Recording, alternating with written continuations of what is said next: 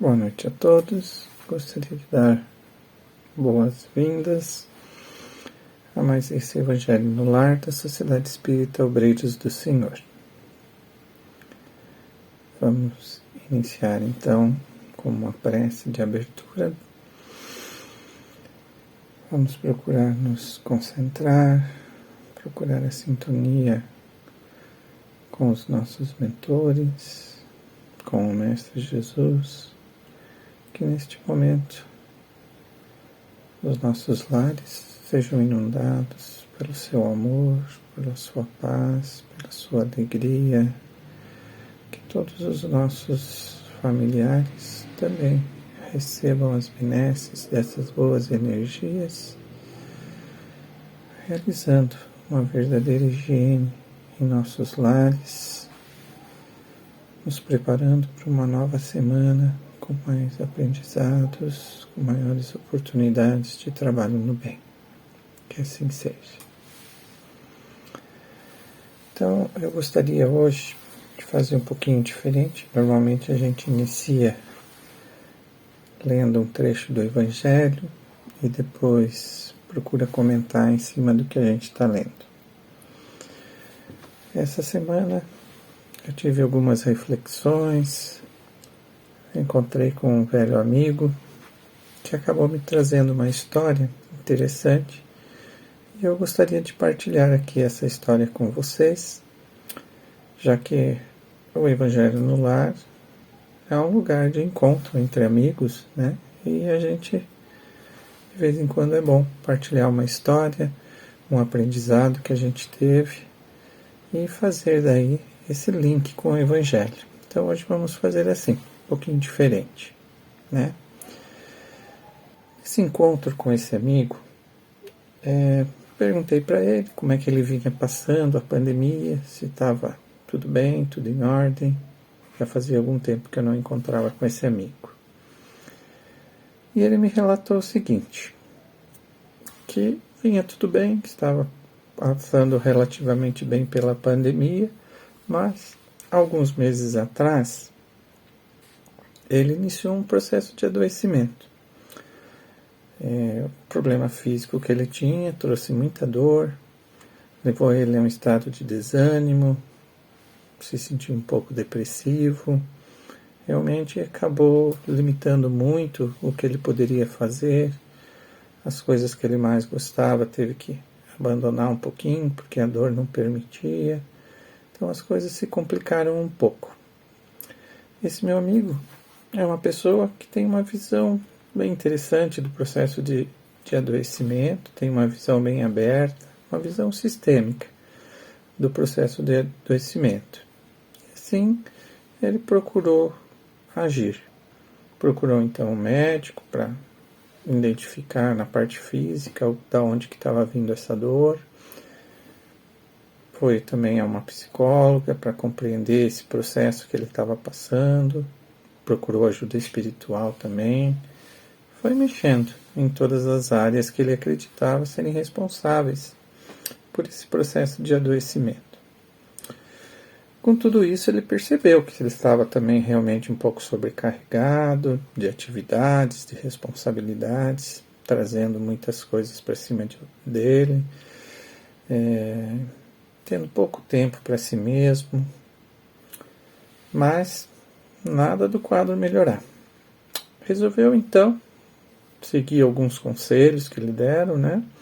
E foi viajar um final de semana, só ele com a sua esposa, procurar relaxar, ver se essa dor melhorava. Nada de melhorar.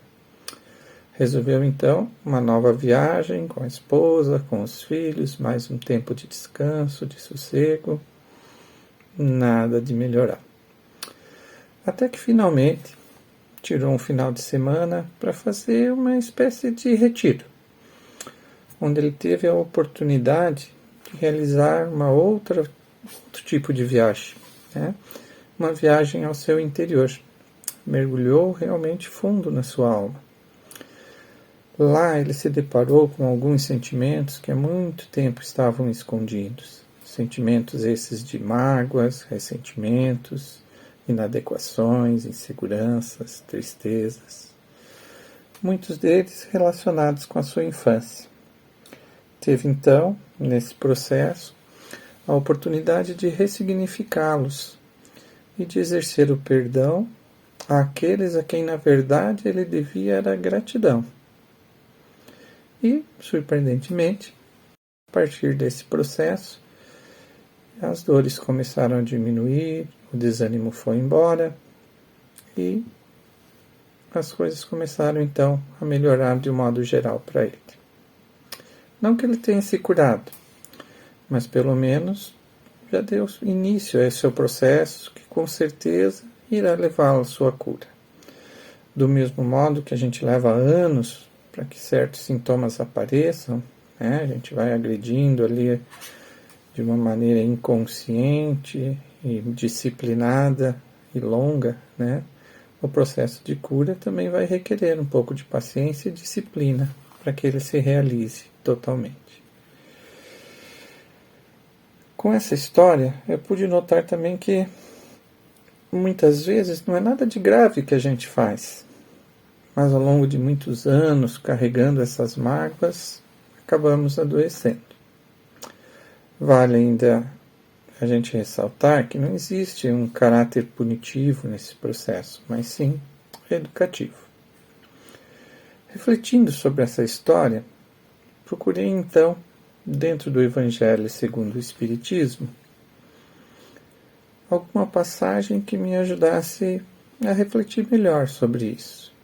E encontrei no capítulo 5, Bem-aventurados os aflitos, itens 4 e 5, que diz o seguinte: as causas atuais das aflições.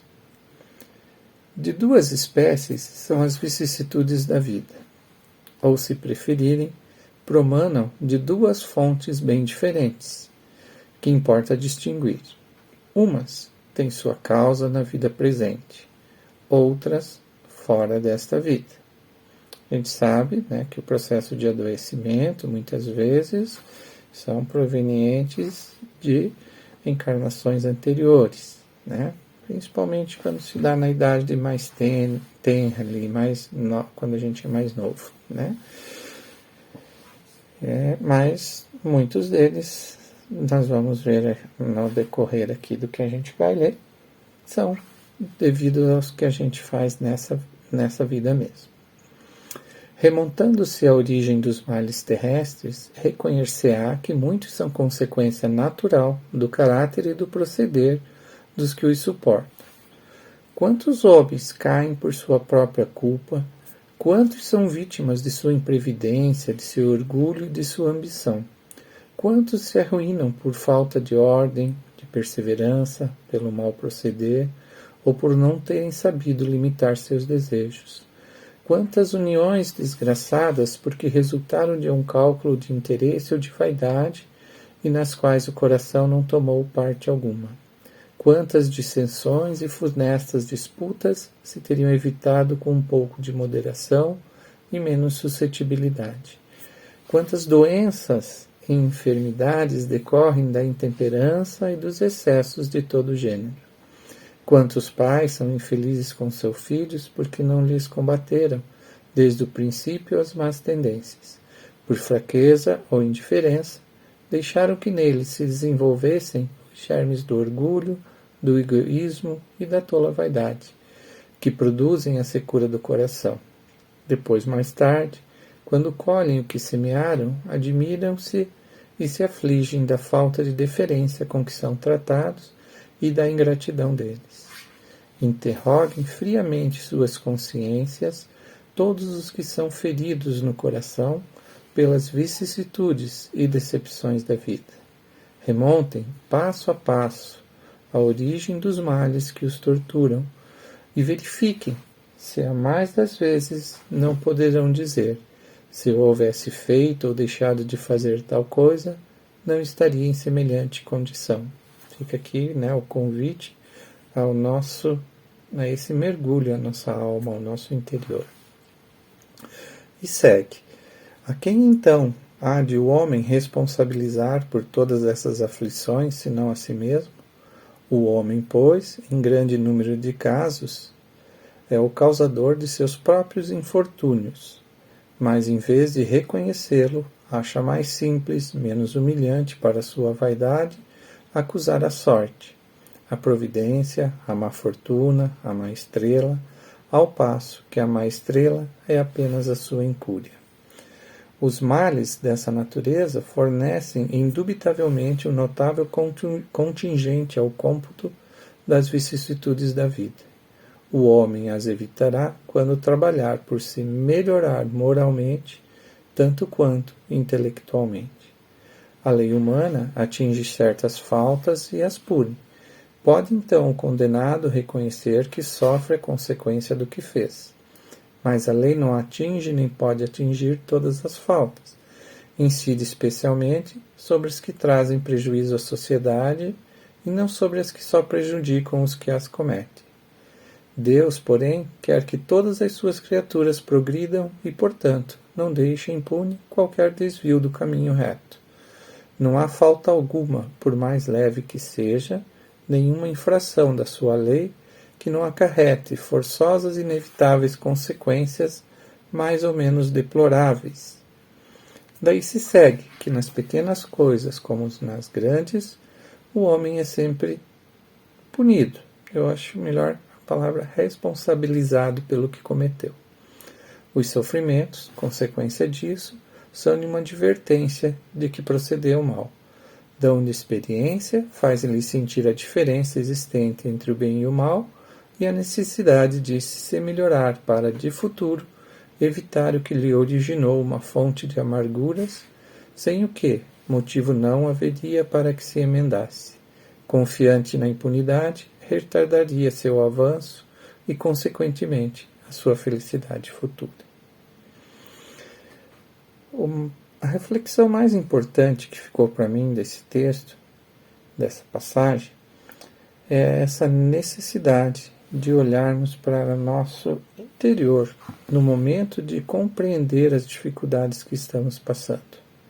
A gente tem essa tendência de culpar o outro, de olhar para fora, de procurar algo lá fora. Mas na grande maioria das vezes está aqui, dentro de nós. Mas muitas vezes bem escondidinho, né? Claro que a gente nunca deve deixar de lançar mão dos recursos que a misericórdia divina coloca nos nossos contextos de vida. Então, um médico, no caso de uma doença, um conselho, uma orientação espiritual, né? Todos esses instrumentos que a misericórdia divina coloca ao nosso dispor, nós não podemos lançar mão nunca, deixar delas de lado, né? Porque esse processo, ele é um processo individual, mas não é um processo solitário. E lembrar sempre que esse olhar para dentro de si tem que ser extremamente caridoso para consigo mesmo. E para que fique uma frase bem positiva para a gente, tem uma frase de Leon Denis que traz algo realmente de positivo em relação a todas as dificuldades que a gente enfrenta na vida. Diz ele: o que o homem é o obreiro de sua libertação. Os obstáculos acumulados em seu caminho são meramente meios de obrigar a sair da indiferença e utilizar suas forças latentes. Então, eu gostaria de agradecer a presença de todos, né, e deixar um convite para que vocês participem não só do nosso Evangelho no Lar, mas das outras atividades que a nossa casa tem, os estudos, né, o apoio fraterno, o atendimento fraterno, que vocês venham, entrem lá no nosso site, conheçam as nossas atividades e possam nos participar de todas elas. Então, com o nosso coração cheio de gratidão, vamos agradecer ao Mestre Jesus, aos nossos amigos espirituais, a oportunidade de estarmos aqui reunidos em seu nome, a nossa saúde, a nossa inteligência, as nossas possibilidades e habilidades, aos nossos dons, para que a cada dia, nessa viagem interior, a gente não só identifique as nossas dificuldades, mas também todas aquelas habilidades que já possuímos para trabalhar no caminho do bem. Uma boa semana a todos, que assim seja. Um grande abraço.